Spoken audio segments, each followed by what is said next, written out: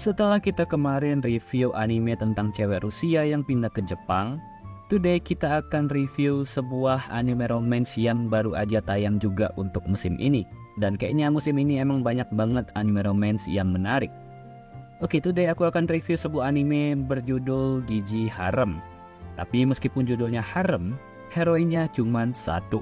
Ya, cuman satu. Penasaran dengan gimana reviewnya? Langsung aja kita mulai setelah intro berikut ini. 博士ページお願いします。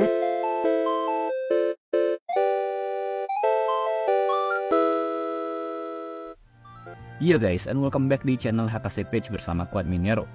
Gigi Harem atau Pseudo Harem merupakan anime yang digarap dari seri manga bulanan dengan judul serupa karya Saito Sensei, yang pada awalnya terbit sebagai karya pribadi pada akun Twitter beliau. Namun nantinya akan diterbitkan secara bertahap oleh majalah Monthly Shonen Sunday pada 2019 lalu.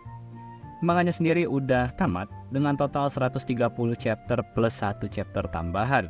Premisnya sendiri menceritakan tentang sebuah klub drama dengan karakter utama kita, yakni Kitahama Eiji, yang dekat dengan seorang kohainya dari klub tersebut yang bernama Nanakura Rin.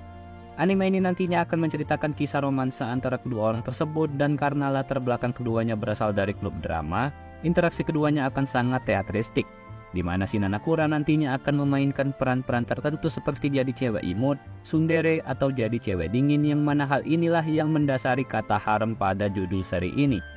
Romansa komedi yang cihuy banget pun dimulai. Kalau kalian tanya sama aku terkait anime ini, mungkin aku akan bilang bahwa anime ini sangat menarik. Aku awalnya tahu anime ini dari manganya yang dulu pernah kuliah di toko buku. Aku cukup tertarik dengan sinopsisnya dan aku sempat baca dikit manganya. Setelah aku tahu kalau animenya rilis, aku langsung buat reviewnya, dan menurutku ini salah satu anime romance yang cukup menjanjikan untuk season ini. Karena konsepnya tadi, aku ngerasa anime ini memiliki banyak banget poin yang bisa dikembangkan secara fleksibel. Dan itu adalah hal yang bikin kita sebagai penonton gak akan bosan dengan cerita romance komedi yang dihadirkan. Yang paling perlu diperhatikan dalam pengeksekusian anime ini adalah, dimana hal ini adalah yang paling krusial menurutku pribadi, ialah voice acting dari Rin Nanakura itu sendiri. Nah, kabar baiknya, dan inilah nilai yang paling aku pribadi suka dan senang atas seri ini adalah voice actress Rin Nanakura itu sendiri, yang adalah Hayami Saori. Aku pribadi sangat suka dengan suara Hayamin dan sangat fans dengan beliau. Buat yang belum tahu, Hayami Saori sendiri adalah seiyu yang biasanya ngisi karakter cewek di anime-anime terkenal kayak Your Forger dari Spy X Family, Shinobu Kocho dari Kimetsu no Yaiba, dan Ayaka dari Genshin Impact. Menurut aku pribadi, pemilihan Hayamin sebagai seiyu ini benar-benar cocok banget karena Hayamin merupakan seiyu yang all-roll banget. Nah, si Hayamin ini cocok banget di banyak karakter anime. Dan karena konsep ini berpusat pada roleplay yang dilakukan Nanakura, tentunya poin ini udah gak bisa diragukan lagi. Anime ini premisnya fresh banget dan cukup stand out bisa dibilang kalau kita bahas anime romcom. Dari segi aspek komedi, tentunya komedi yang timbul adalah karena roleplay yang dilakukan Nanakura di hampir 80% screen time animenya. Nah, dari hal ini aku mau bilang secara pribadi, aku agak bingung dengan persoalan gimana nantinya karakter sejati dari Nanakura, yang seperti apa dikarenakan kita selalu disuguhkan sosok Nanakura yang melakukan roleplay sesuai dengan request dari Eiji. Ya, aku sangat menantikan kelanjutan hubungan mereka berdua ini dan pendalaman karakter-karakternya sih. Karena romansa yang seperti ini tentunya adalah sebuah romansa yang manis dan hanya bisa terjadi pada cerita anime. Next, dari segi animasi dan grafis, anime ini biasa aja. Dan art style-nya gak bagus-bagus banget. Mungkin cenderung ke subjektif sih bagusnya. Tapi secara umum kayaknya art style-nya bukan art style yang kebanyakan wibu sukain. Tapi overall aku pribadi gak mempermasalahkan hal ini dan enjoy-enjoy aja selama nontonnya. Ya, gak banyak juga sih yang bisa dibahas dari anime ini.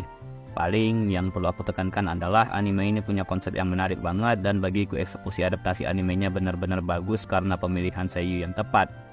Palingnya kekurangannya lebih ke arah subjektif, dan kalau aku pribadi ngerasa kekurangannya adalah akan sulit untuk kita tahu lebih lanjut mengenai Rin Nanakura sendiri sebagai heroin. Karena penampilannya pada setiap scene yang ada merupakan bentuk eksekusi konseptual dari premis animenya yang berputar pada dramatisasi beberapa karakter yang dikuasai Nanakura itu sendiri.